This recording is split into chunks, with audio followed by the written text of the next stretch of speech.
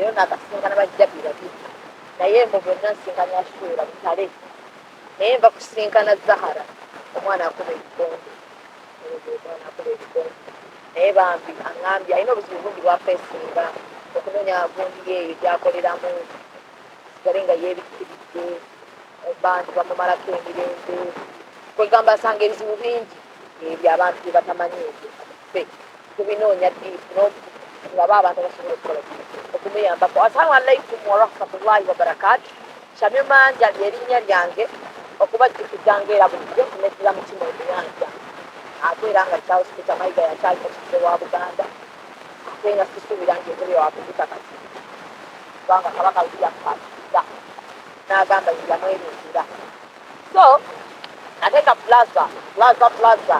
so njagala okuyisaawo basponsa wano ate tugende butereevu yokututerese ababobozi biki bakugamba sikimu yo bweba egaanye okuterera enkozeseza buli kimu tebeerusa era gwayagala okweruka tutawaana naye ate gwe yayerukako n'okona sobola okugendayo ne bakuzaayo naye ng'omuzigo okakasiza nti ogutadde bw'oba omuzigo okyagwagala tekijja kuwonya muve kweyerusa musigale ku sikini zammwe musigale ku kala zammwe tebakulimba nti kala ya fulaki teri mukyala asinga mukyala kulabika bulungi beera proud omweru beera proud ate naawe omutuka kubeera proud so kasangibwawo ku New Pioneer Mall ku level 4 room PH 106 mugendewo mubeere ng'ate waliwo sabuni ow'abaana abato balina byonna ebintu ebyo bakola bya natural aid bakozesa natural aid so n'olw'ensonga eyo mugendewo mubawagire enamba yaabwe y'essimu kweri awo etambula mpolampola gendawo bajja kuba nga bakukolako bulungi kasitoma keya kalungi nnyo ddala naawe omukyalo omukiramu eyebikkirira nga enviiri abakyala abeebikkirira akaswayiri mukajjeeyo mukanaaze muteekemu ku oil wa babozi enviiri zirabike bulungi nga zikyanana ate nga mpanvu bulungi nnyo oleme kuba na nviiri nga zisalawo tezisalawo okugamba omuntu agamba haji bwakubikula bwati agayalabu kiki omukazi aliko amajinni genda bakuweka oil ako ate obeere ngaolabika bulungi aba Ramen Hair Sport bo bakola ku baami kaviiri ka mutwalo ka wifi okasangawo ne bakubudaabuda bulungi nnyo waali awo omwami Hajisa saluuni weeri awo Kabowa kizimbe kya St Anne ku kkubo erigenda ew'omukulu w'Emmamba Gabunga Road so 31st August tugenda kubeera Lubugo ku Millennium Grounds Hijab Nation atanafuna tiketi yo simanyi kikyoliko so n'abo abali mutuyambako okulaba nga abakyala bano abeeno wansi munda naye nga bajjabbi baagala okutwetabamu abagezaako okubagulira tiketi sinnammwe mwebali nnyo mwebalire ddala buli omu agezaako okulaba nga Hijab Nation ebeerawo njagala okwebaza mwebali nnyo mwebalire ddala ndi n'omukyala mwenna gwe twapostinga wano omu ku bakyala bali ku pano yaffe ya Hijab Nation Ashura Mutale nsanyuse okukulabako nsanyuse bannange I can't share the happiness. Okay. This is Subhanallah, can't even say. Yeah, only Allah knows. Oli okyashula oyagala Olungereza alhamdulillah naluchuzinga olubeera mu naluchuzinga on purpose nachuzinga Olungereza on purpose era abantu abayeyogeza Oluzungu nagamba ffe abakyala abasira balowooza temwasoma bamanyi tetwasoma tuli ba mu biyungu tuli mu piraawo nensaba Allah nensaba Allah ne mugamba Oluzungu tewampa lwa bwereere tusaba onzijeyo ngireyo mu Luzungu era abantu bangi nnyo bakugamba nyina abantu enjogera Oluganda ashula buli oli Munnayuganda nti ndi Munnayuganda tekisoboka oba many people think abamu balowooza West Africa bantu munaggana nange nali manyi okusooka abasinga baali balowooza ndi munaggana neŋŋamba nedda abamu ne balowooza Mutale erinnya liri nnyo Zambia Zambia nayo they affiliate themselves to me ne bagamba bannange ndi because I'm proud to be Ugandan nenti nnyongerako sister ati Oluzungu nabamu ne balowooza ashula kale oli Munnayuganda naye obeera mu America tosobola kuba naye kugamba lukanga nnyo abantu okugira mu Luzungu ate oli Musiraamu and consistently so Oluzungu lwogera alhamdulillah nsanyusa okukulabako era njagala okwebaza wano ku mpuuzi we balikukkiriza n'obeera ku panoya alhamdulillah pano buli omu alina endowooza buli omu alina actually I was so happy Nation. Can you imagine women in black? It's so kind of women in black, men in. But what? no serious tubeere bamazima ziwaliwo ezirungi eziriwo simanya omanyi kati nze nganze ashula mutale nze zesakkiriziganya nazo tuzaawo nga mati hijabu fashion show hijabu fashion show genda kufashioninga ki mu hijabu before you know and one of the first hijabu fashion show nali MC yeah nali MC ne Kachapi omukyala bamwita Leila Kachapi nasaba nnyo Allah saba nsote kufanya nembeera MC naye nga nze sigenze mbwa MC kubera ebintu saagerayo nkikusasulwa kubera saafuna yadde ekikulu nasaba Allah nkusaba nfule MC hijabu fashion zaabwe eziggwa bakataddewo ofiisi empale bazambadde hijabu teriimu fashion hijabu teriimu ngusima office wear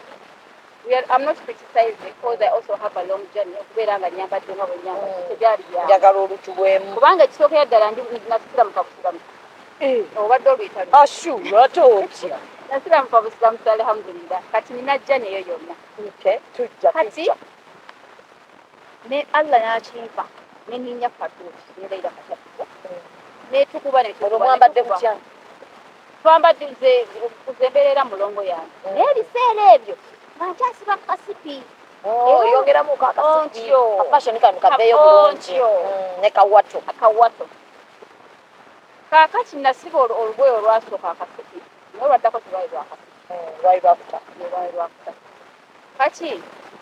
biseera ebyo nga olwakasipi ngenda nkavaamu mpolampola nga katandika okunyiga ezo nayo saala nagisaba Allah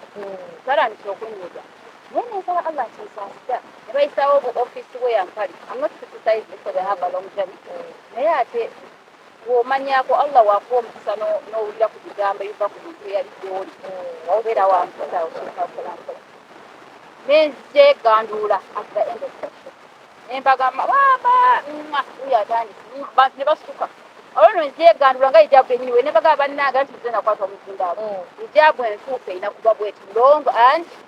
free tebabyagala naaba babyagala ebyabasanyusa bulungi tebyabasanyusa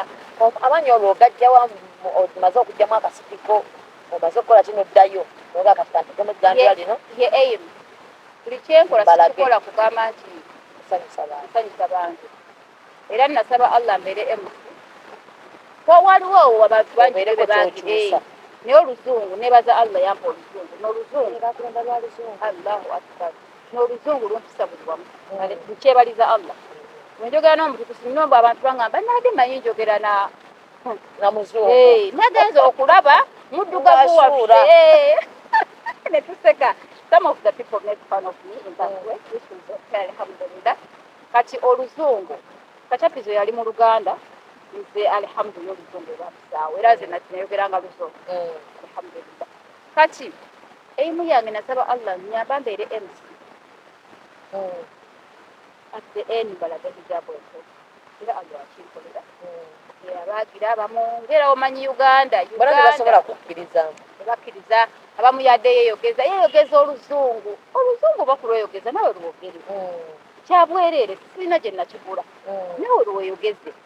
oba babyangu waliwo omuntu yaŋŋamba bakugambye weeyogeza naye wamma nalabye vidiyo kyoliko kyekyo nga tekwaga nti weeyogeza ono ye yali alipootinga waliwo eyankubidde sinaŋŋamba ashulanta eno yabaddeyo naye nga yeeyogeza naye Uganda twabimanyiriza Uganda alhamdulillah munnange n'ekikubeera neebaza nnyo eimu yange nagituukiriza nenyambala egandula nenvaayo at the end of the show naye okulaga abantu teno ejabu entuufu nga teyagala nakuntunulako bonna bayimuka bonna tebagala nakubiwulira nezi aya zo zisome tebaagala kuwulira bo bamaze okulaba fashion show naye kubanga babatandikirawo wali kati ekyo nze ekifunze kyali ki ne South Africa alhamdulillah nagendayo ne boorganizinga hijab show nga am the guest of honor because it was part of my event ezaali mu Japan era nentwala gundi yange nina collection Ashura's collection erinyo mu goods era nebaza nnyo Allah nti mulimu abambala ebifete ebya hoods ne bagamba ebifete ebya Ashura lwakuba nti mbasaba kati twongerako twakya upgradinze nebaza Allah nti nze mu kuinventinga that chihood dress nakinvetinga I invented it nga ngamba nti omuntu obukaya buno busiriizo kaseerera atyo olumu enviiri zirabika kati ne ngamba nti omwana omusiraamu ajje n'ekihuudu kye nga kirimu ki umbrella era nebaza Allah bangi nnyo basirikira message ne bakyagala shura webale nnyo kati nga gwotunga kihuudu kino oba wakitunyanga butumu kihuudu kino nina abatunzi bange nze kenyini simanyi nakayo empiso ngimanyi butumu naye simanyi kyayaniira okukikola but when I get those orders I have to talk to them nina batailors wange nebagamba ki ne bakitunga tuli nga gyebiri ngamba mutulinda bw'ate atula mutale oyinza gwenkoppa kyennyambadde ogenda okigule genda okyekoze tojja kutuula oyinza okulwawo kundaba toninda nze njagala generation toba nasaba nnyo Allah nkusaba osikule eddaala nansitukidde mubusidaala mbeere nga nsobola okubeera that icon omwana omuwala gwatulako n'agamba asula mutale era yayambadde kano naye kanino nenkagulu genda amu gyeri oyinza edduuka nti liri expensive tewali excuse wano obutambala bulungi busiraamu genda kuhamu kopa kyenyambadde kikubise yambala kati twakyakuburedinze twagala okwongerako kishowe kiyite kyani babiyita byani bino bibakubirako kungulu oba jala si jala showe obitegedde bino ebinene nga bya musalankwawa kati ekoko ka bascot kale akakooti kwobo nawo kati ndikuteerako tugezaako kukubika boso twakugradinga Allah yatwakugradinga mubika ki tubika boso oleme kubanga walabika kubanga eryate mugenda kitungisa nga kiyiika wano sina kukitungisa gyebiri bino obimanyi bino ebintu abantu bibambala webati bibambala Allahu akbar kyosulako gona agoogoya olumu galina agooya ngaategedde nabo ebyo byennyini nze nkitaddeko kya red kati kiyinza obutaba ekyo nnyo nga wetha waliyo kati kiponcho kiba kihevi kati waliwo obuli light nga buli light so oba kiteerako akakooti ondaba engeri gyembwambalamu oba katateereko gezeko okukola ki kubanga eri okubikkako kubanga mulembe guno tetulimu muganda wa muzibu nnyo Allahu akbar kubanga abaana bambadde ekiteeteeyi nakireeta alhamdulillah invented it naye alaba mubasibakaka kino bakyongerako akasipi ate batya mpulidde nasiba akasipi nawewula akasipi tekivaayo kinyuma kiri free naye bakateekako kati nsaba yenna ndaba wobanga wayambala good dress for assurance sake toyongerako kasipi ate yongerako kyolaba nnyongeddeko kyoba olese noyongerako kubanga eno yo sharia alhamdulillah yahoodi kati bile ebiteeteeyi nayongeddeko kaponjo yongeddeko kaponjo oba akakooti ate nako kasibe kati kategeko gundi kategeko kikirimu era ngaolawo wembalada bambusiba wano alhamdulillah mpolampola tusaba Allah akkirize kakati ashura omuntu ali wano akulaba omwana ow'obuwala naddala kabeere mwana wabula kabeere mukyala ali eyo fenna kyakaluubirizibwa nange nga mwembi okubeera nga twambala hijabu entuufu igwe ate alina musiraamu okusookera ddala wakyuka ki lwamwami Allah yakiriza mukasa wange nensooka omwana wange yasanga nasiraamu kata taata naye teyali musiraamu naye yakyuka kati si ffenna era abaganda bange abalenzi bo basiraamu naye ate abawala tuliyo ndooza nga babiri n'omulala owokubiri simanyi oba yebitunga kubanga tulwawo kulabagana kati amakulu mubawala mutaata nzaaliyo kati ate wa mama wange teri musiraamu alhamdulillah mama wange nyita nasiraamu kati alhamdulillah eyo Allah tumwagale nnyo tumukoleki nti mbuulire eyo yonna gye ndaga ne mbuulira ekigambo ne kinyweza abantu ne bakyuka naye mukadde wange tannakyuka naye okyakisabira of course era lyabamugamba namugamba walawo tulufunako tusaba naawe Allah akoleki akukyuse omuziki ogwo nga wegukuba subuhi ne tuba twakomyewo nga bukya subuhi ne wenjizu ku kasaawa 4 naye nga gwe omwenge saagunywako alhamdulillah naye nga naye tuba tuzukuse essaawa 4 nga nsaala fajiri kyenkugamba nti eswala ziyandeka ale kino kyebaliza Allah ye swala gye nasooka okumanya ebisigadde bizze mpolampola nga tali akujjukiza eri anzijjukiza wejjukiza wekana alhamdulillah eswala ng'eyo yo sigireka ng'entujja butujja nti era Aisha gye nsooka ntujjuka muziki gwo era neebaza Allah nenga Allah wange gwo muziki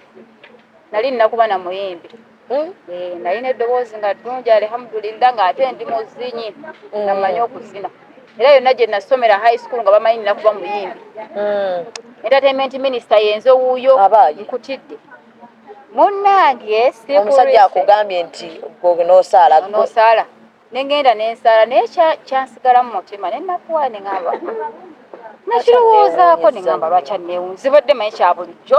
Allah akulaba mutima n'okwata katambalako n'osaala n'okola ki amakulu nga sirina kifaananyi kya busiraamu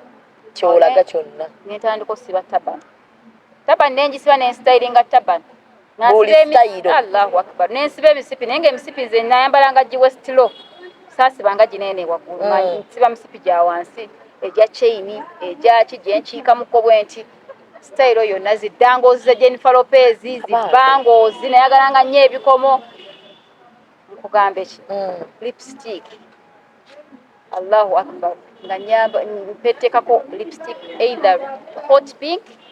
orange oba red abange ka orange nga kaba kakambu ankotidde nga njagala kakira ddala oyake n'akasipiko wali nali stylist nnyo naye ntandika nti ekyo olaba I don't criticize naye ngamba omuntu tokirwamu nnyo tomanyi ajali bwe naakusangira naye buli ontyo oba akujjukiza okitegeera naye nze ate nali mugumu nga ebigambo nga mbiwulira naye babiwulira abantu naye baba bagumu naye natunulanga bwe nti mundabirwamu nensaba naye nasabanga ateeseka nga ndabanga ekitasoboka na Allah wange bwe ntyo nno akasipi kano olina lwoyamba nolanga onyumye mashallah kuga nti wanyumye gwe kenyini omaze okuwa credit kashiwe namba Allah wange aka lipstick nomba n'okutekako kawanja ngamba Allah wange kyogamba nti n'okwambala saba kale onteeke mu kifaananyi kyoyagala naye ng'osaba oseka olaba tekisoboka naye Allah musabe kyomusaba kyonna ne woba osaaga ye mwanukuzi era namusabanga nga nsaba nseka naye ati Allah mufuule mukwano gwo gwe banga ayogera n'omuntu gw'olaba mugambe Allah wange ndaba ndi munafu gindi banna bwetyo we nasabanga kyo kyenzijukira kubanga naziwuliranga erimu za make-up nempu byonna tubiwulira naye tuli bagumu naye nsaba Allah omuddu alaba ekintu kino leero Allah musabe bajjukira tulwanirira akhera naye wallahi bino byonna tugenda bireka wano ku nsi olina kyogenda nakyo yadde tukunaaza ne tukutukuza okubula yadde okulekako akantu konna ate nti olumu abantu ekitukakanyaza ennyo tetunaaza nakunaaza naye nze nasooka ne neemanyiiza okunaaza ndabe nti tugenda naki ogenda okulaba nga tolina nnyo kyogenda nakyo n'olaba nga bamutukuza bulungi naye nga ne bazikeberamuko tebeerabiramu akantu konna kati n'otunamu noga yadde akantu nno tekaliko mubiri ate ne baddamu ne bakubikka omusipi ne gutandika okubeera uncomfortable nga wengwambala bwenzikuta tuya gumalako emirembe olwanti olwonkyuka transformation enambayo omusipi nfana gwo gwaki kangute nenguta lipstick n'atandika okumbalagala emimwa abaayi yali duplicate nkutidde nekyusa neŋŋamba era nasooka nendoza duplicate nemuvaako nefuna lipstick omulala kati neŋŋamba oba ŋŋendeko wadde tulwaki lipstick nga sikikkiriza nti lipstick gwe neesigidde emyaka gino gyonna atandise okumbalagala emimwa nno nga gimbalagalira ddala ne ginjokyereza ddala era nenseka neŋŋamba Allahu akbar tobanga oli mukunya nokoleddwa nemuvaako wanja kuba ye wanja akkirizibwa mu ddiini naye wanja munnange naye era we musiiga eri maaso gayinza okumbalagana nolowooza nina red eye negabyuka ko kawanja ate ko kanuma nnyo kuba ko kakkirizibwa mu ddiini olengeri gy'okasiiga n'okyukako Allah nako yakanzijako era nti wamusabanga naye ate kawanja ko kali fayini eddiini ekakkiriza naye nako yakanzijako era mba puleyini nga wondaba bwoti naye kulabika bulungi alhamdulillah ekinene ennyo sireka mimwa kufuuka vuku kugikomba negisiiwuuka nsigako kalipbam kalipgloss alhamdulillah ne musaba Allah nkusaba mbeere confident mu looks zange nkusaba mbeere free mbeere wa bulijjo nga bwe mbadde free eri ate ompe nnuuru nteekako nnuuru omuntu andaba ndi munnakyo naye nga mashallah okitegeera eyo ne makeup olwo okyuka wafumbiddwa naye sinnafumbirwa kati olwo sinnafumbirwa olwo ntandise okufuna kooli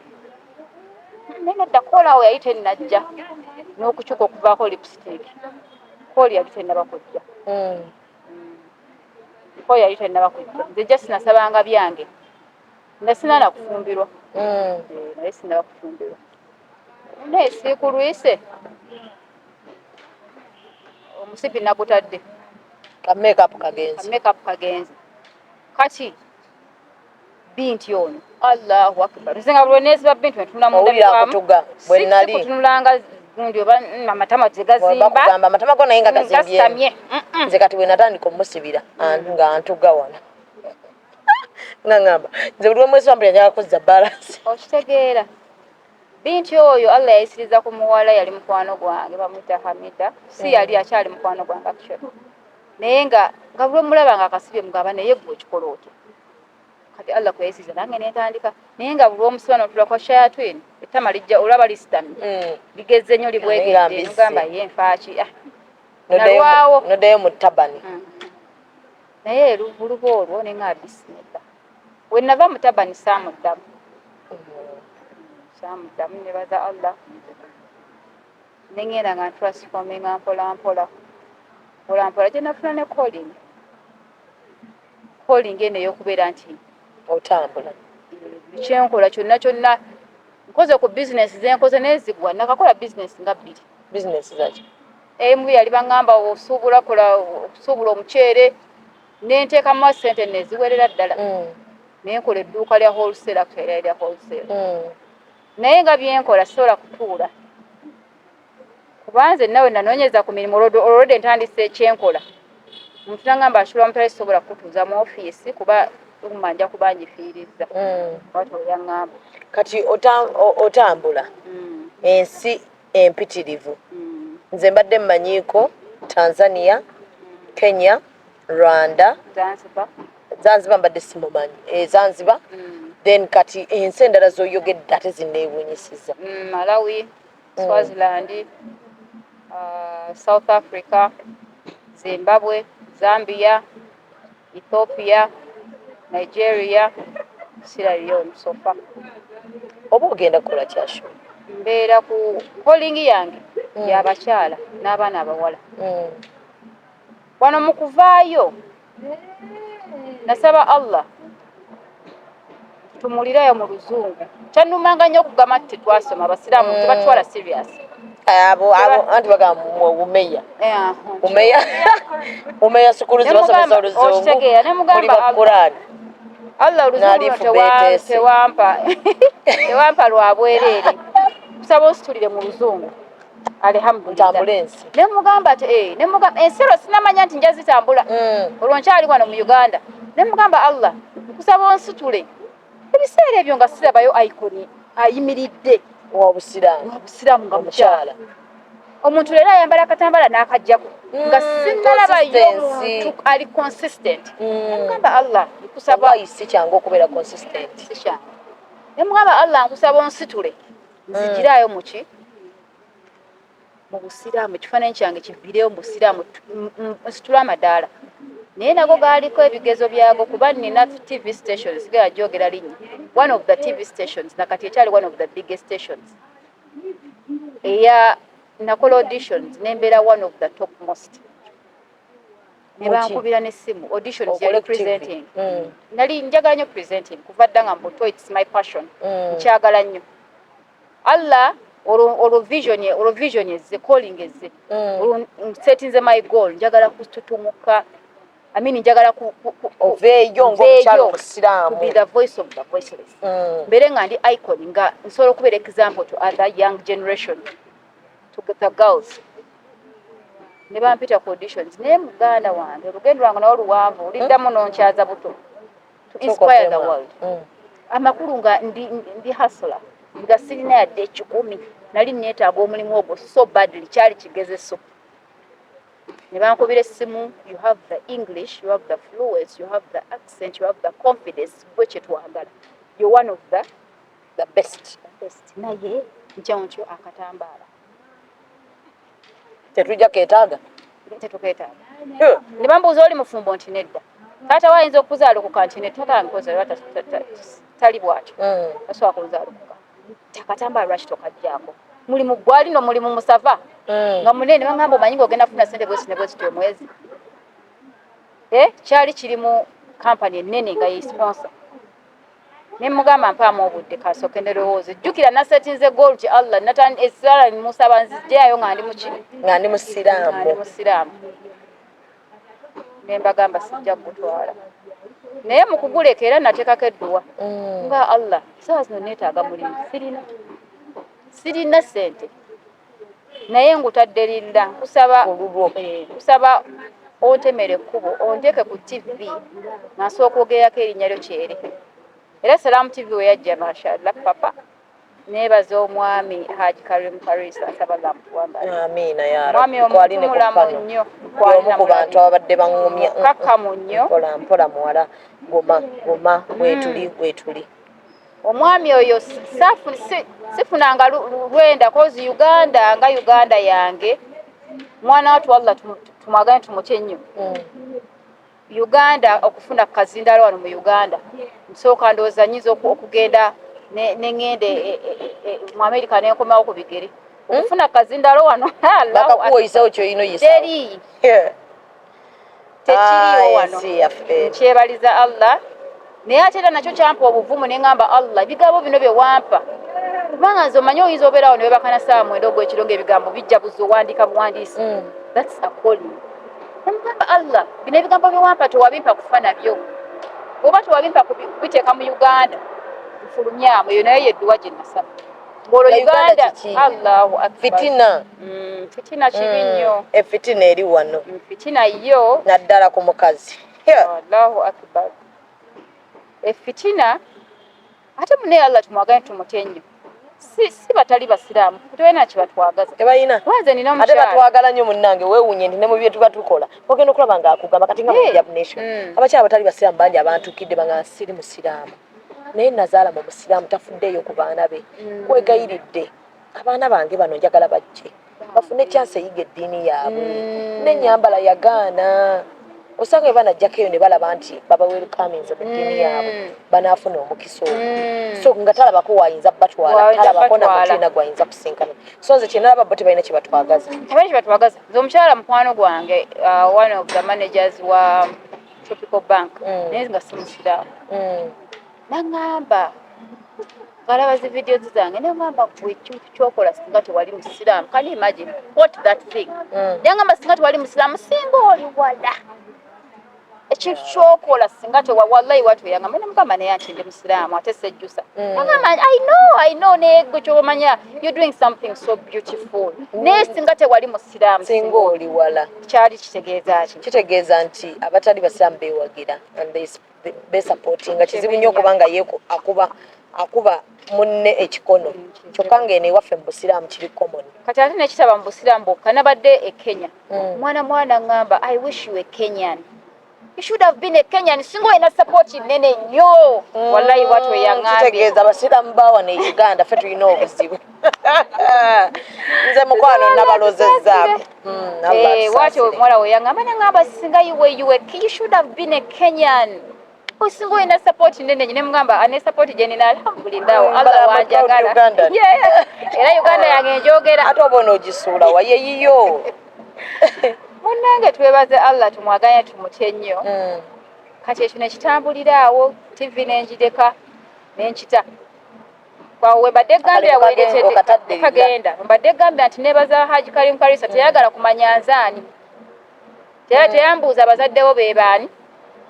teyambuuza kubanga bamu balowooza Mutale ayo affiliated to the Mutale n'omwami oyo simumanyi simumanyi namulako ku TV naye simulabangako ndi Mutale byange alhamdulillah family name kati omwami oyo yandaba confidence n'abagamba omuwala oyo tumwetaaga bw'atyo yabagamba tumwetaaga ku TV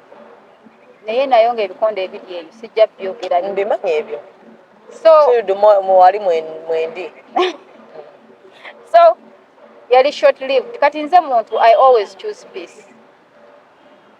nze seeripa nnyo wantu era sirwa nnyo wantu era ndi wano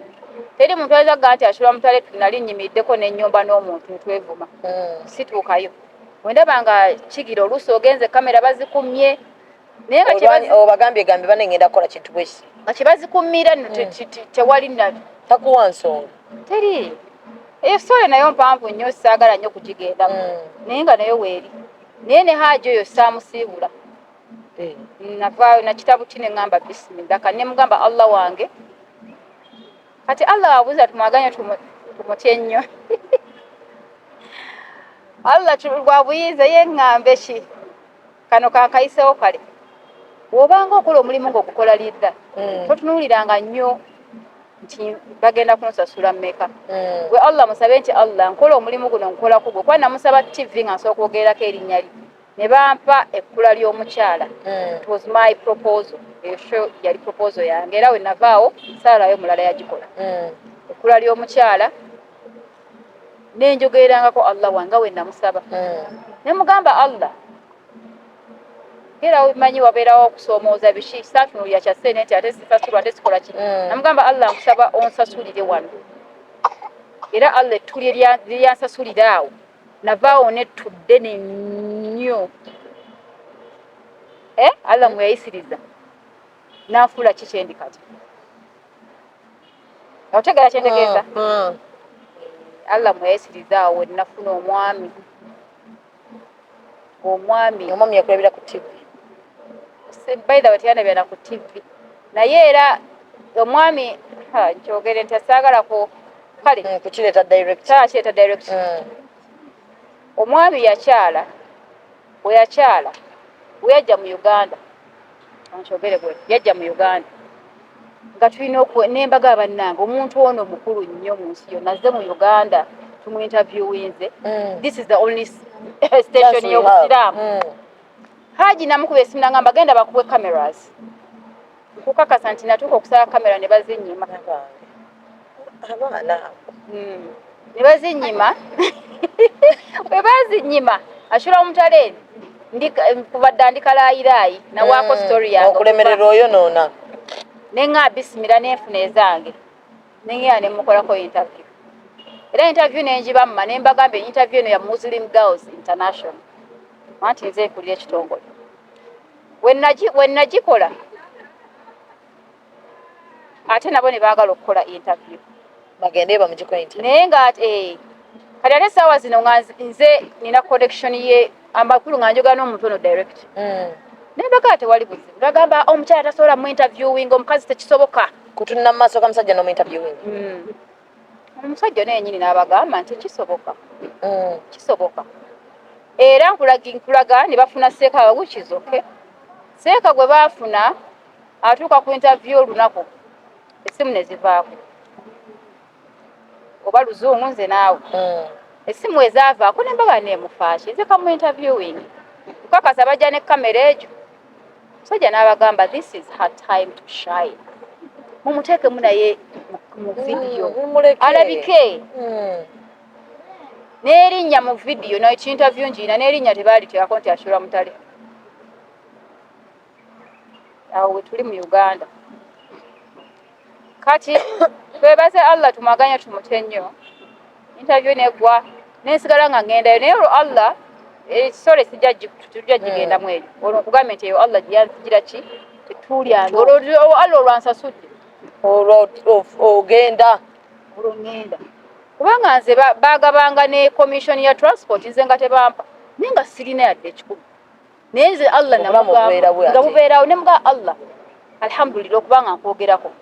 nensomesa abakyala nenkyaza abakimpa emirembe wolimanya kyolinsasula olwettuku lyange allah yansasula nannyongera namu alhamdulillah kati tuvuddeyo eyo ntandise nsigadde enzirayo genda olaba obukamera bufuuse bwa nduulu ndeesa abagenyi abakulu abakyala babbeeyi nnyo betutudde awo olunaku lulamba baganya okuwa kamera neŋŋamba ashula wano sikyalina kyenkolawo bwe neeripa wano allah mba nezza mabega kati ate kati ngoba birala nodduka nenziruka neseeka ne haaji saamusiibula baami naye nga haaji namusiima nnyo era musiima nnyo era mwagala nnyo naye nga baagamba kaakati baba n'ebisitole byabwe enkookola zaabwe bamanyi naye ate gwe kyoba omanya nze kyennenyumiririza mu kunwanya yenna omuntu anwanyisa yenna ng'aliyo first of all nkutwala nti oli kawadi obeera kawadi kati okuyiza ashula mutalembu ate olwane omuddu obanga alwana ne Mungu ate buli lwonnwanyisa allah mwakusibira amadda totyanga ntalo buli entwale zonna zempiseemu ate allah ampisizaawo nnyo bintu bingi nnyo era biboozibozi ebyo era nugu simanyi naye ndowooza abakyala naye nedda si bakyala bokka bebalwanyisa kuba n'abaami n'abaami babalwanyisa like nti ekintu kyokwekuba bakifuula kya bulijjo kati naye nga te nze ndaba simanyi naye nze ndaba tekina gye kikitutwala kibi nnyo kinakuwaza kubanga gye kinakuwaliza allah singa atubikula emitima ddala oli ku kituufu olwanira kituufu otegera kyentegeeza kati eyo emboozi twebaza allah eya Salam TV etuvuddeyo otandise okutambula kati okutambula nako Uganda yakaluba Uganda wano nga gavumenti kati kana kazindaalo basooka ne beekubira ebikode benyinya abakola ki abanakaleeta omuntu ashwa mpe tumuleke nti atunedda tajja kwogera abamu nti yeepanka nnyo ayogera oluzungu kyali kya luzungu kino kireke ekyoluzungu kyekyasigakundeetera obuzibu naye ate oluzungu nenduka kanyaliramu nnyo kubanga era nayagala mpeeyo mu luzungu kubanga era oluzungu alla mweyisiriza kubanga walina ekigendererwa kyo njagala okulaga abantu wano tulina okusoma twasoma nze mbadde nga abantu badde so proud of me okitegera kyentegeeza okugamba nti kweba abantu abasinga abasiraamu tebakufaana serious n'abantu abasinga beewuunya nnyo okugamba mbu omusiraamu ate munauganda ayogera oluganda otegera kyentegeeza abasiraamu bandibadde so proud of me naye ate munne ekiteeka kyekyasingira ddala okuleeta obuzibu kubanga nina emikolo gye nagendangako nga kameramaani bwe bayita ashula mutala agiva nako n'agikyusa bw'ati n'agikyusa nkutidde nagamba yeepanka mbu ayogera oluzungu nina omukyala gwe nali naye nga omukyala na mukwano gwange nasituka omukolo ono gwali munene nga guliko sipiika kadaaga ebiseera ebyo gwalina ku Supreme Council bwe bayita nti ashula mutale owa kameramaani n'agivaako kati omukyala yali mukulukulu bw'ati ngenda okugobagoba omukyala buli omulaba ngenda okugira nti avuddewo nemugukiza nemugamba nangaja tyobuddamu ate maama mwaboogera enzungu tukyabaliko mutulabawo nemugamba ajatataani agambe nti oluzungu kizibu nentuuka bwe bakukwata nga kiripusizo zezibula tezirimu wakawo aba yayise era nagambye Aisha nti nendowooza ne kuijabu nation nina okujja neki ne kamera yo kubanga nze kamera bulenganda nti ashula olwo nno bakuwadde akazindaalo nagambye okufuna akazindaalo mu Uganda tambula ogende mu America ku bigere okomewo nga wala olaba ne kunyonyi wala ne ku posta bamanyi okunteekako ate omuntu kyatamanyi kati nze alhamdulillah nebaza allah sikwewaana naye sikyetaaga nnyo publicity sikyagyetaaga ogifunye alhamdulillah ngifunye nti okunteeka ku positayo eri omuntu agenda okujja nga nzize kulaba ashula mutale obviously nze sikugambye wano nga twakera nti nga comments zonna zijjudde mayashura like nti omuntu ne bweyagala omukyayisa abantu wasigala yaabo ate gwe allah bw'aba yasitudde ddala gwe allah ne bakubanga ne bakasuka eri eyo nnyini sabira yedduwa ngambe ayi allah kusaba onnyimusizeeni ddala nze nenyumiriza mu kunkuba enkokola kuba nkimanyi nti nze allah mugamba gwomanyi oba ogenda kumpisa mu luwanywa luwaatwa lwa a crack in a wall oluwaatwa olubeera mu kisenge olwo baluyita batyo oluntu olwo mpisaawo wallahi akuyisaawo mashallah akuyisaawo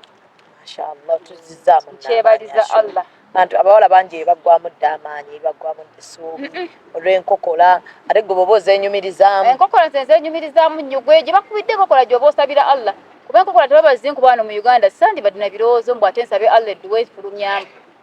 naye ogenda okufulumamu eri Allahu akbar omuntu nagamba ashura ne nabbi sallallahu alaihi wasallam gye bamuzaala baali tebamwagala genda ofulumamu eri obulango gye buli ku radio ashura mpale from Uganda East kati olwo Africa bagenda okulanga nga gobagize nga gobagama enzigi eyo nga Uganda olaba egaanye Uganda egaana Allah bwewabeerawo nti tuwayina etuuse Allah akonekutinga dotisi zonna nezikonekitinga oluteekayo fulaya ne bakubira ennamba ezo nti tulabye ashura mutalajja abantu babeerayo muzikava nga bakufolowinga ashura mutalajja emmotoka gy'anaatambuliramu yange nze ngenda okubavuga eyo ofa batu tebawazi ofa naffe tuliero naffe mumutuleetere nebikonekiti Allah akonekutinga Allah omuga nti Allah wange tuweno eba eri mu baraka nzigulirawo amakubo yafata yagaggulawo nezikonekitinga abantu otandika na kintu kyonna ekigenda nga kigaziwaawo emmotoka najja owa ebyokulya n'abeerawo ntize gulwe mulagaze ow'ensula n'atuuka hoteli yiiyo yabwerere ndowooza noga teri kinziza Uganda obulango ku TV radio posters flyer nezifuluma ogenda okutuuka abantu ne bajja ku hall kati tugeze nti hall nga onoga nti ashura mutale aliwa nga bazze kulaba ashura mutale nga banda wankate Uganda nali mmenyekera ki wegayirira akazindaalo wegayirire kamera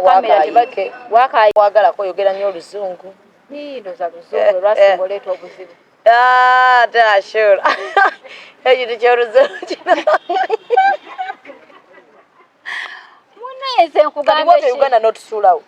Uganda saabasuulawo naye olina obudde bw'otuwaayo nga ng'eggwanga kati nasanyuse nnyo okubeera ku hijabu by the way ate na Allah tumwagale tumukyenyi njagala sigamba nti nabasuulawo naye era mubaamu bali nti nedda tajja tebannakkiriza abamu era nakutidde nnyo nagambye kali yasegese ekintu kino ayinza okuba mukazi wattu tali nnyo mu saakwewunyiza kunteeka ku pano toli nnyo mu politics oli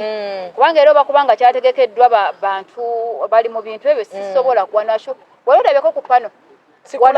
mu Uganda wano sikulabangako ku pano yonna ate nga ebintu byonna ebisinga mbigoberera ate ebisinga nebiba byakusasulira ntera okugenda naye ng'okimanyi nga mulimu muno baddu ba Allah bambi abaagala okundabako bayitirivu nabalabye mu comments because of Ashura Mutala coming but nange mbadde sina nasale kanzinonye for Ashura Mutala okitegeera like people love you naye kati people love me naye organize ogereko sikirabangako omuntu akutadde ku pano tewali naye terukyali luzungu kati awo propaganda terukyali luzungu waliwo yatambuza enjiri yate neenoga ate we yanoga Allah ate nze muyasitulire eddala mu luuyi olulala kozi bikyajja biyitirivu nsaba Allah akkirize n'omwami wange amunkuumire kubanga si kyangu omwami kukuleka kukola kintu kyenkola naye yandabamu that calling nandabamu that gift nangamba serve the umma nsaba amukowa aba mwami mulala tekisoboka azinoonya zonna zinoonya nazijjayo ne aya ayinza n'okwongeramu awo ekiki otegeera kyentegeeza naye propaganda gwe batambuza nte nze yankolera alhamdulillah yankolera sikyalina nnyo kyenneetaaza mu Uganda so kati abantu baffe abanga kiri baludde nga tebawulira ku Ashura okujjako okumulabira online ng'ali mu nsi endala ng'akola n'okumufollowinga omuntu omu yankyazaako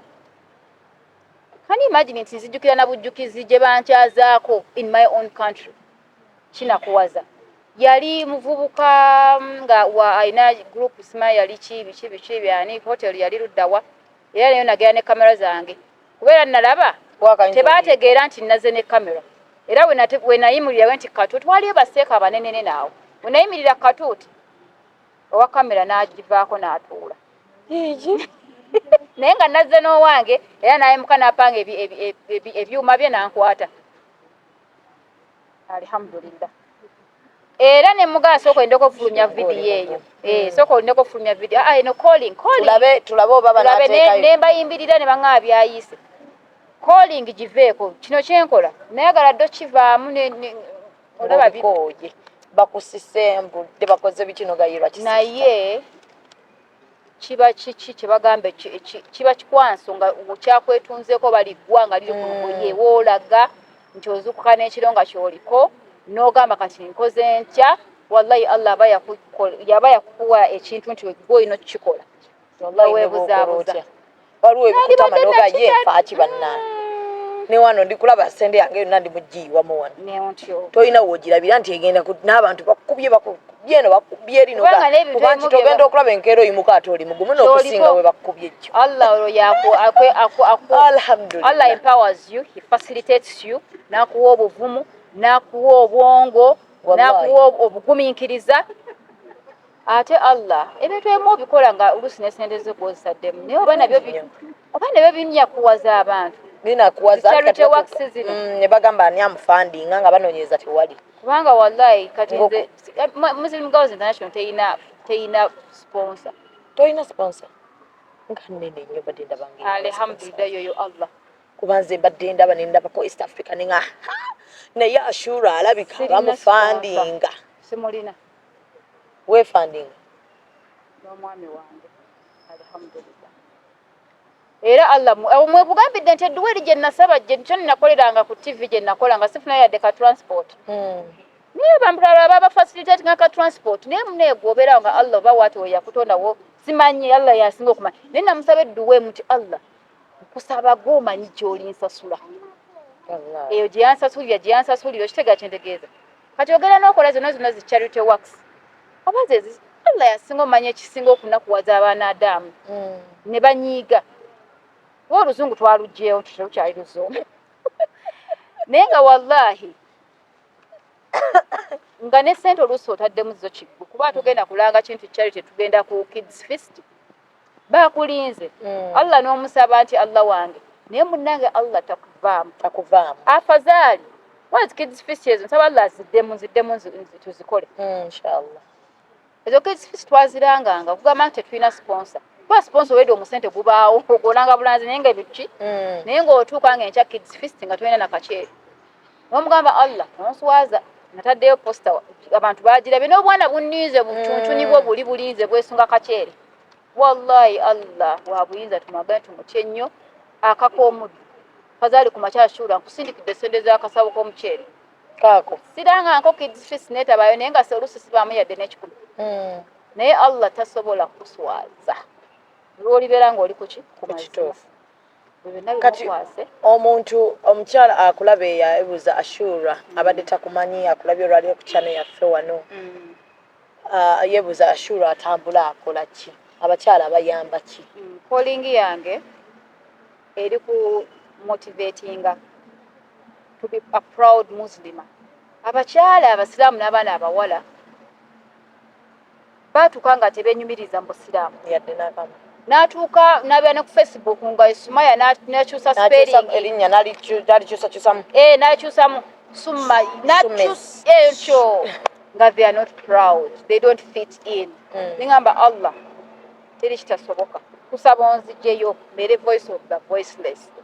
ndage era olaba video zange zimu mbeera mu ku siyaga goloza sina nako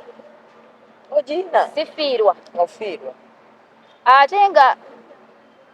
nebaza Allah subhanahu wa ta'ala nti ebizibu byonna byempisa mu bizibu bingi nnyo olw'olugendo lwa gavumenti olinkyazaako n'enduwa naye nga siruwa just I want to inspire naye nga teri ayinza kumanya ku social media nti Ashura Mutale nina ekizibu eri bana bakwegomba bwegomya abana bamanyi oli mugagga bana bamanyi toyina nnaku kugambye masho neogigamba ggulawo neggulawo ndowa butoyi oda nkuba bukubi nti mu ngalo kumbe wallahi Allah abuza tumagaye tumutye nnyo. It's the opposite. Si complaining. You're not complaining, but what they think is not what is. Like nabera onaga mama Ashura yakikola atya bichi okitegeera. Ekintu kyone kiriko wakikola otya kintu kya it's the contentment of the heart. Allah konna kati ne kakuwadde solo yagaliramu ekyo kyenjagala ekya Ashura abaana tubagambe. Ako nditolinda funa sofa gyolabye wa munno bwoba oyina akatebe ko nga bwe kati soko yeyagalire mwako okebalize Allah contentment of the heart kuba eryata kalina eryata kalina oshegeera nzaawo kyo kyenneebaliza Allah katini katya katono katya alhamdulillah obulamu ne butambula smile yange tefedinga wagikuuma alhamdulillah oba nnaku oba ssanyu evaayo that unfading smile oshegeera lwaki sinze neyinako obuyinza Allah yakola ki yabukulinako nze era seregana bintu nze nawe nakweyako mu hotel abamanyi bammanyi naye ng'omuntu anwanyisa okugjako akatambaala ate musiraamu bwe kiri ate gakyentegeeza naye ebizibu ebisinga byenfunye nga abasiraamu bennyini ate bebakugamba musiraamu ate nga na mukyala musiraamu nga ate na balina mukyala akantu kebagamba nti we bakuwa omulimu ng'oweebikkirira like bw'olina engeri gy'otta beauty y'omulimu ogwo omuntu oli bali balina bizibu byabwe n'abalala gye bali ashura nga bagamba nti otta beauty ey'omulimu guno nti omuntu tagenda kusikirizibwa kugula kyayagala ng'alabye owakakaaya so baagala nnyo ne bagamba nti akole akaviiri kawiga kakasitayiringe kalipustika akateekeko ayambale kasikaati nga kampimukko kati abaana abasinga nno wano ku bimu ku byatukozeseza hijab nation babusudde nakugamba nze natuuka nga mbonyebonye ekimala neŋŋamba bannange ewannyo weewaawo akakaaya nakulaba nagamba nensaba Mungu neŋŋamba ya Allah ndaba naga ekisooka kati waliwo abaana bano bemmanyi nga babafumbisa n'ebintu batalina kufumba naye ngaakugamba nze Shamimu nanoonya emirimu negikola ki negimbula nina omwana gwe nasanze mu bbaala naŋŋamba nga yampise nabadde ŋŋenda naŋŋamba njagala kujja mu hijab nation naye nsaba onsabireko wano kuba boosi we nabadde mmumanyi naga nsaba onsabireko boosi ne mugamba akimanyi oli musiraamu naga abadde takimanyi naye bwe nawulidde nenjagala nzije ne mubuuza wano okozesa linnya ki ng'erinnya lyakozesa ddala boosi tayagalira ddala basiraamu kyokka ate nze mukwano gwange oshegedde ne muganga ngenda kwogera naye nanga nsabiraako nzije simanyi nadde lwe nakoma teeka ku katambaala naye nze kyemanyi mu kyo lwakuba Shamimu ebintu bino fena tetufaanagana mitima kati nze actually omulimu ogwo baafuba kulaba kafube kawegane kale bayinza okuba balina reasons zaabwe naye baagunnemesa naye mukugunnemesa ogwa hoteri yali it's actually also one of the biggest hotels naye ngaagukulemesa ate musiraamu naye ng'ate bannyiniyo banjagala nnyo ndi mwana nakati sikonkona baamala ne bakitegeera bakitegeera actually ne bampita nako ne baŋŋamba ashula nga bagani yakugobye otega kintegeeza ne mugamba haji ne ŋŋamba jankoma mu ofisi yange ku Mande kati omukyalo omu nsaba Allah kyemmanya jabeera mu hijab nation ayinza obutalaba shene naye nja kumwogerako omukyalo nali nfuluma office ne ŋŋamba ashura mutale tonneerabiranga nga she's one of the bosses mwanyina wa nanyini hotel naye ekintu ekyo that a statement yaringinganga nnyo mu birowoozo byange neŋŋamba hajjati yava kuki nze lukyokyo yali bosi wange agamba tonneerabiranga ŋŋamba ati ashura mutale ffe tukwagala tonneerabiranga they're so humble but I walked away nze kati ngona kugoba yakola ngani beba nabawa emirimu ngeba HR naye nze muntu nze Shamimu kati kyawegambira nti buli omu Allah yamutonda lulwe seripa nnyo wantu olaba kiganye tosibanyi mu nnyo I choose peace I always choose peace towenyiga nnyo nnyo we bakunyiga ate neeripawo ŋŋamba nti Allah nkulina Allah tema amakubo kugamba oba nenyumiriza nnyo mu Allah nti yakamala byonna era nvaawo ŋŋamba era navaawo nga sirina kalimu era nemmalawo ebbanga nga sirina mulimu naye nga nywedde Allah nkulina gwomanyi wogenda okunteeka olekera kyentegeeza kati omwana waŋŋamba nti bwekyegambye nti buli omu yayawukana mu mitima gyeyo mitima munnanga ate olaba nti abamu emitima minafu abaana abamu emitima minafu kyova olaba nti nga bwogamba nti waliwo ekitakujja mu bufumbo nga ate ye kimujjayo kati n'omutunya n'omugamba yaako akantu akatono bwe kati kakumakuddeyo mangu nagamba nze kunze kinene so abamu beetaaga bwetaazi kumulaga waliwo abaana okimanyi abeebikkiriro lwa famire nga yakula alaba taata agamba ajjako akakayambo kuba ewange wano tewabeerawo muntu ateebikkiridde so nga yeebikkirira olwa taata bw'afunako banne bonna be bamutwala ng'akajjako walengera kitaawe ng'ajja n'akabikkako kati ne taata nga natatwala buvunaanyizibwa nti akakaaya kano tokateekako olwange nnyabo akakaaya kano olina gw'okateerako olina ensonga lwaki weebikkirira bw'otyo so katulina abaana abakoze bwe batyo yeebikka lwa famire n'ebikka tebamunnyonnyola kyeŋŋamba ekyo nti omulembe guno tegiringa giri bamaama baffe be bagambanga nti yambala n'atabuuza omulembe omwana ayagala kumanya lwaki nkambala era otakamunnyonnyola agenda kutambula ati oba tomulaba akaggyeko naye kyenkugambira kyalimu obugumiikiriza kati singa nayagala okunyakula omunwe guli ogumu ogwa TV nenzijako akatambaala osanga leero tewandibadde washola mutale kubanga eyo gye nandiseereredde wuyo nyingidde ebitaki wuyo ng'oli bulala nga ndi bulala naye nga vision yange oba aimu yange mba ngivuddeko naye nanywera alhamdulillah nga Allah byonna mbireka lwakuba ggwe nga nina kyengoba nina kyembala era nebaza Allah nina lwe natuuka mutufu nga kiganye nga Allah ng'abantu bandaba nkunywereddeko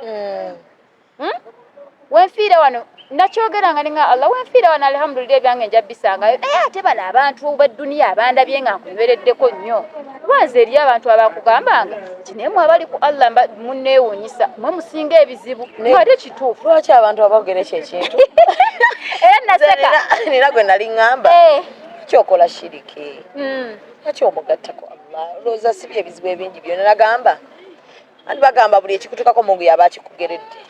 lwaki abeera ampa ngende mu shiriki kitegeeza nakyo akinkisizaamu kati naabo aboogera ebyo era nange mbalaba bagamba musadde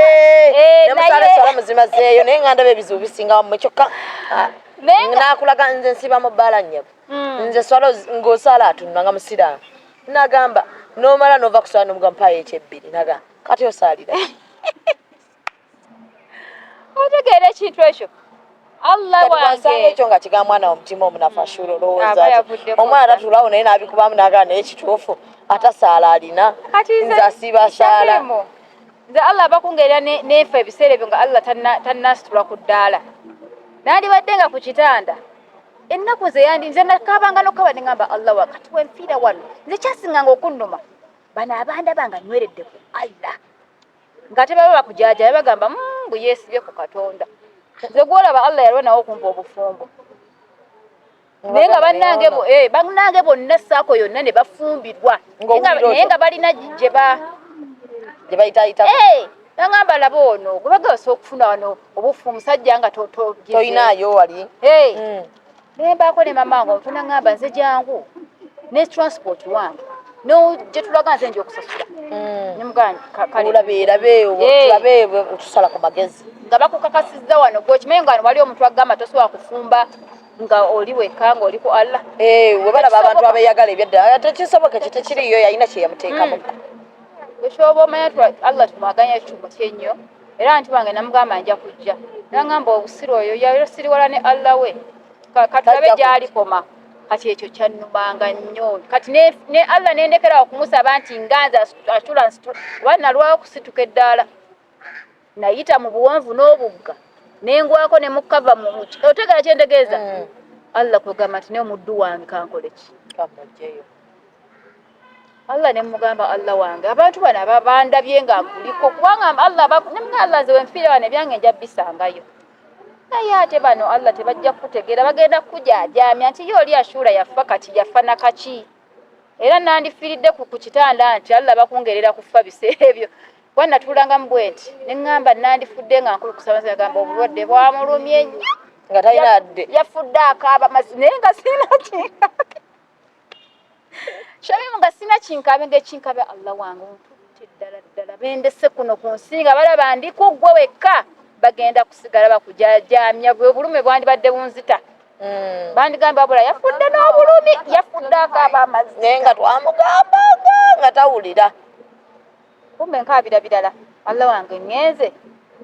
naye neebaza Allah era nina abamanyi bamanyi yenna bonvu gye nava gamba mbutufu ddala Allah gy'oli kuba nakigamba nasaba Allah nti nsaasira nzitula wabeeyo abantu abagamba nti mbutufu Allah womunywerera kakola Allah omunywerera kakola ki akola kuba n'abantu abanda bashula mutala ashula mutala eriyo bali ababo ababo ddala abagamba katulabe jani katulabe kati nentuuka omusajja ne mugamba Allah kyogamba mu nsi muno teri afumbirwa nga talinaako kyako yayiseeyise nentuuka edduwa y'obufumbo nengivaako muga Allah wange kale nze mba nsooka nfune obufumbo nga sina gye mpiseeyise nekigaana nkuba enalwawo nengamba ayi Allah kale owange nja musangayo neva kukusaba kuno omusajja nti baŋŋambidde ddala tenga nange ate Allah wabuyinza naawe era akulwisaawo eddala alawo omutima mugumu ate oyinza oyitika noka naye mumanyi wallahi mpondoosi tugendeyoko neŋŋamba Allah kati wenatawakkalira neŋŋamba Allah wange omwami wange ndi musangayo wenatawakkala ate Allah nandeetera ettu Allah sina katu eki ettu n'alireeta nti ashura kwata abalimanyako ne balimanyako ya ne bopompoko omugambo Uganda epopompoko omugambo bano gwe tulyako kumugamba we tutudde bonna bakazi bonna bali wano mu Uganda yalabye kuwasaako tulina wana abakazi abalungi abawala abanyirira abanyalwana abantu bakompompola omugambo ya Rabbi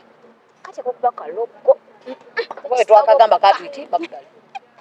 alika bafunamu essuubi ndi alike bakugamba n'ogaana wamala n'oyita emabbali kumbe Allah alese ebibyagaye muddu wange kwata ate Allah waakuwaata ani agaana ate wali atalina maanyi gakuwa alina amaanyi agakuggyako kuba n'omwami yajja tamanyi nti yazze kuwasa yajja bibye akakkana agenze namukyala Allah yajja bibye ddala ng'ali ku mishoni z'endala okitegeera bannenga Allah tumwagala tumutye nnyo zeera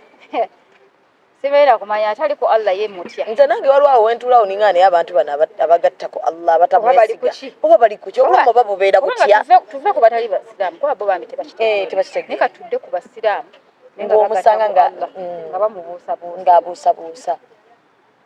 n'afunamu akazibu katono nnyo n'awuliranga buli kimu kigaanye nga tekirina gye kigaanira ate abakazi tuli banafu mu mitima nnyo kuba gwe kyoba omanya abakyala bakujjukiza banafu nnyo oba wano wakamala omugamba ekintu gakkiriza Aisha najja n'amukyusa mayindi ate nakkiriza agenda bulungi nnyo gamba tosabeera waawo bwotyo tekisoboka oyo akulimba oyo omulaba oyo naye alina gy'alaga tasobola kubanga ali awo bw'ati yekka so kati muno mwotambulidde bwoti abakyala ffenna bwe tuli oba eyo bo bangu nti like bw'omugamba ekintu kyeŋŋera okugamba nti gy'omanyi omuntu gy'amanyi okuba gyokola ki gyetonya kale jjukira eri mbeera mu bagenyi baba banneesunze balina okundaga laavu yonna kuba yo laavu bagindaga bambi n'onkomawo nga banjajjatta mashallah nange ne mbajajjatta naye kati oyinza obutamanya butonde bwabwe naye kati nze gye mmanyi Uganda yange gye mmanyi yesinza okunkaluubirira ejja kugonda egenda kugonda biidhinillah change battery change tukomewo tusiibule obadde ongamba ki okay so yoyo Ashura Mutale abamwagala okumweyongeza enaku z'omwezi 31 August tugenda kubeera mu Hijab Nation wali erugogo agenda bingi nnyo waneeno byetamufunyeemu byagamba abakyale ab'Ezanzibar byagamba abali e Sierra Leone byagamba abali e Ethiopia naffe tubifuneko waneeno ng'abitugamba direct tujja kuba nnyo basanyufu tusaba Allah atuwangaze ffenna tutuuke ku lunaku olwo nga tuli balamu bulungi nnyo ate naawe akutuwangaliza ebigambo ebyo ojje nga olina n'ebisingako ku ebyo by'otutegekedde abakyala bakwesunze nnyo era njaga okutegeeza nti nga Abannayuganda tuli basanyufu nnyo okubeera nti tugenda kufunako mu Hijab Nation kyenkakasa nti n'abali bonna basanyufu yesaawa tugambe nti buli muntu mulimu abalungi naye n'ababi ate nabo babi ddala ate tuli bulala tukwesunze bitya nyabo tukwesunze nnyo okay katubasiibulira awo bannange ate tuddemu tumweyongeze ayo tunamala Hijab Nation nga tannadduka kuddayo kutandika kutambula nsabaddemu ampeeyo ka interview ayina bingi nnyo betwagala okumuyigirako ng'abakyala naddala kusinzira ku lugendero lwayiseemu abakyala tugwa mangu essuubi abakyala mungu tumwerabira mangu ate ng'awo wokka we tulina okuddukira awo wokka we wali answers zaffe zonna paala naye bw'omala dda omanye nti wano we wali solution wokka tewali solution wogenda kugijja okujjako awo ku musaalo ng'ate omusaba. Assalamu alaikum warahmatullahi wabarakatuh. Wa alaikum salaam wa rahmatullahi wa barakatuh. Ango biko soka mushuti